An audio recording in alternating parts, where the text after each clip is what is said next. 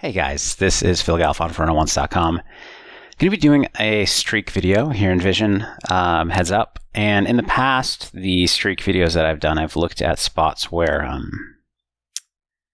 I thought I could, like I looked at my percentages and my streaks and kind of strategically looked around for where I could move up the leaderboards. But instead today, I'm going to focus on an area that I'm just pretty weak in. Which is flop single raise pots on the button.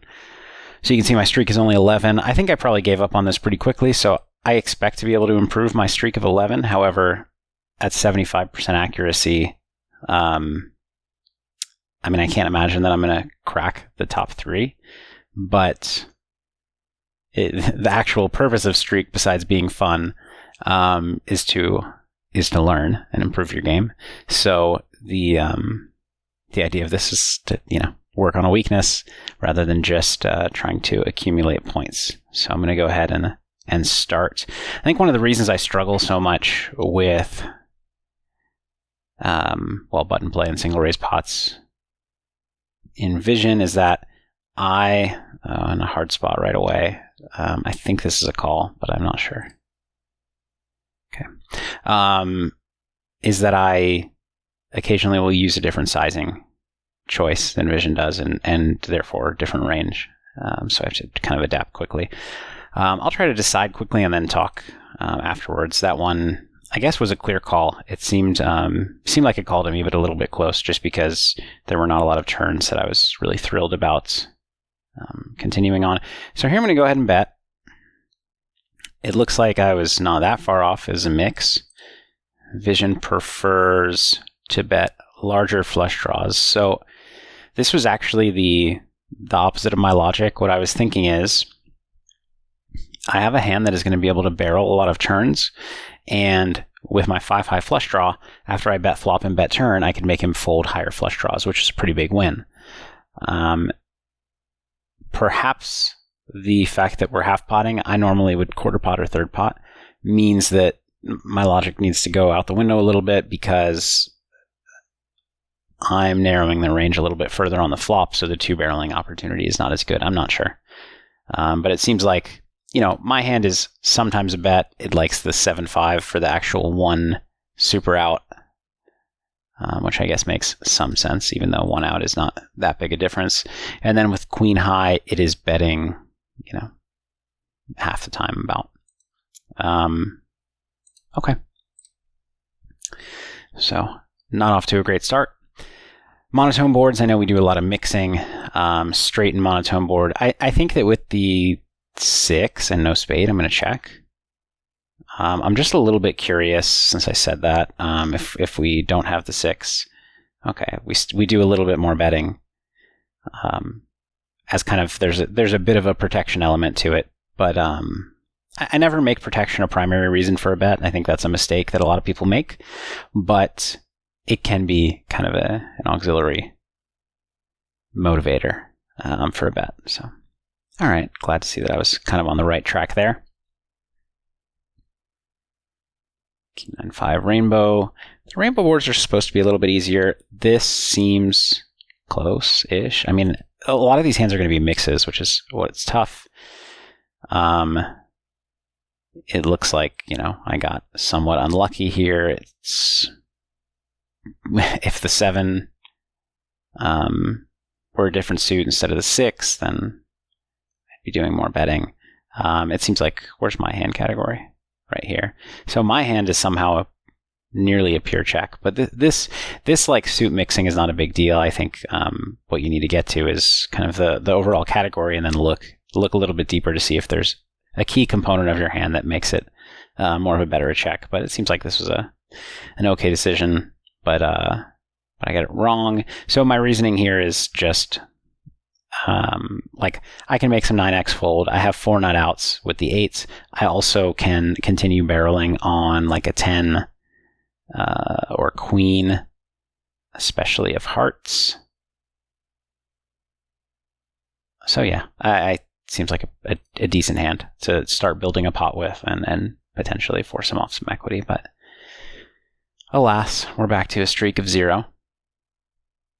I think this hand's usually going to bet.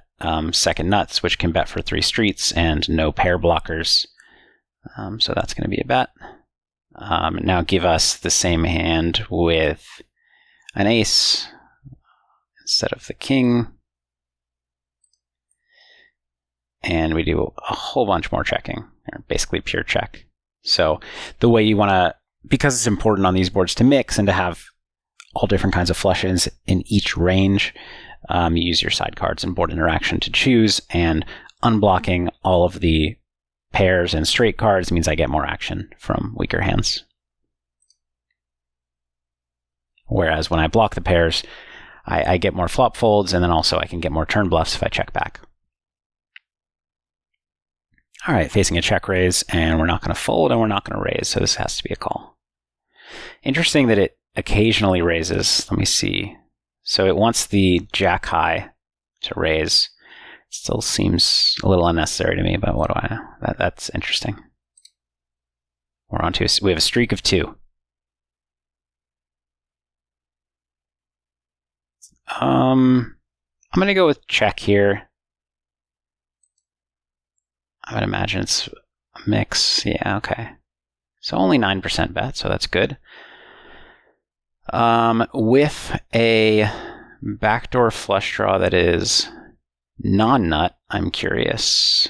I mean, it looks like it's just checking basically across the board and only betting with 2 flush draws. Sometimes I use having a nut flush draw with the hand that continues a lot of turns as a reason to check back, because when I do turn nut spades and river nut spade, turn the nut spade draw, river nut spades, keeping in his spade hands that are folding flop is slightly beneficial, but it seems like that's not too important at all. Slightly important. No, actually, no, it's not. The nut draws bet more often, so unimportant. I'm getting it wrong. I guess it likes to have the nut flush in a bigger pot, which makes some sense. But despite being wrong about that, our streak is at 3. Interesting. This seems close to me. I'm going to go with check, and I am wrong. That's too bad.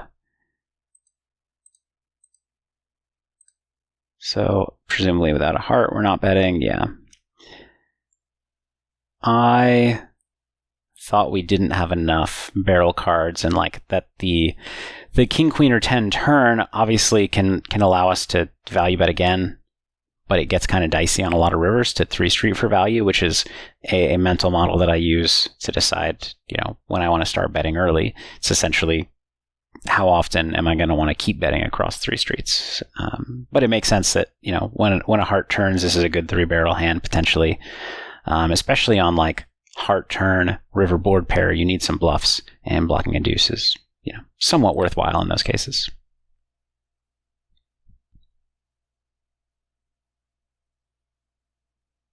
All right, so back to a streak of 0. We're getting check raised.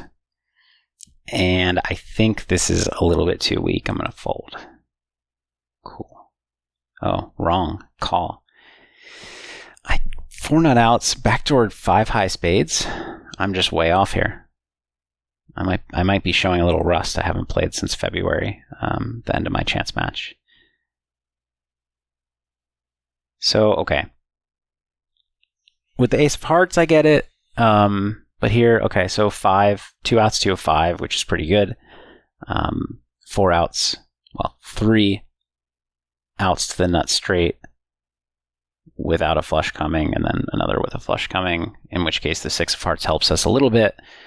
Brick hearts are not helping us that much. The ace is a pretty good card. I don't know, it seems a little questionable to me. But I'm clearly wrong. So when I say that, I guess what I need to take from this is where to update my thinking. So this is a good spot to dig a little deeper. So let's say hypothetically, instead of a 6, this were an 8. Now we are calling only with backdoor spades, backdoor nut spades plus a heart. I guess occasionally calling with the nut flush blocker and backdoor spades. So that tells us that the nut component of the straight draw is very valuable. which is what I suspected. What else can we compare it to? I mean, we could take a deuce instead of a 5. I don't think it's going to matter. Yeah. And then let's bring this back and let's change the ace to, I don't know, queen. Doesn't matter. So really just nut, gut shot. So let's do, 6-5-3. Essentially never folds. And presumably 6-5-4 never folds. Yep.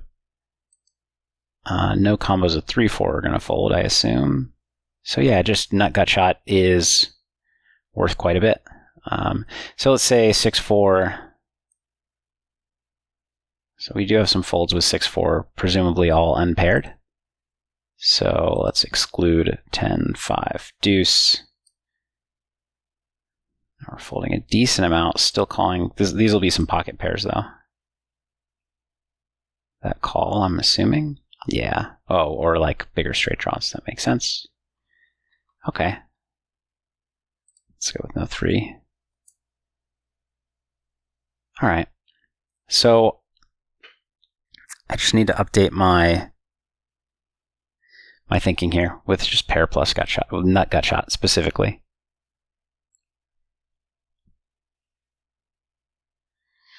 This seems like pretty clear check. Pretty bad hand, bad board interaction. Board interaction matters for several reasons, both because it blocks their board interaction and because it gives you, this seems to be a fold. Whereas if we had, let's say, ace 8-5-5, I think we would call. No, wrong. I guess there's not a way to do the equivalent of like 8-8-9 is obviously a call, but or 9-9-8, but that's an overpair to the 7, so it's different. But yeah, I'm a little surprised at 8-5. I guess again. Oh, you know what? 8-5 has just as many nut straight outs as 5-4 does. But it also makes the second nuts instead of the third nuts. So I don't. It's only slightly stronger. I guess what we're learning here, and that I already knew, but I guess rusty on, is that nut outs are extremely, extremely valuable, especially when you're facing a tight range, like a flop check raise range.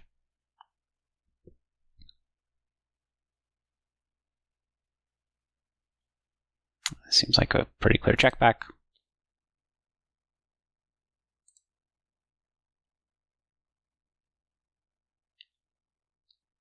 I might have been interrupted mid-thought there. I think this is just like strong enough with all the components to bet, even though the straight is non-nut. Ooh, it was close. No, okay. With Broadway flush draw, it's mostly a bet. Okay.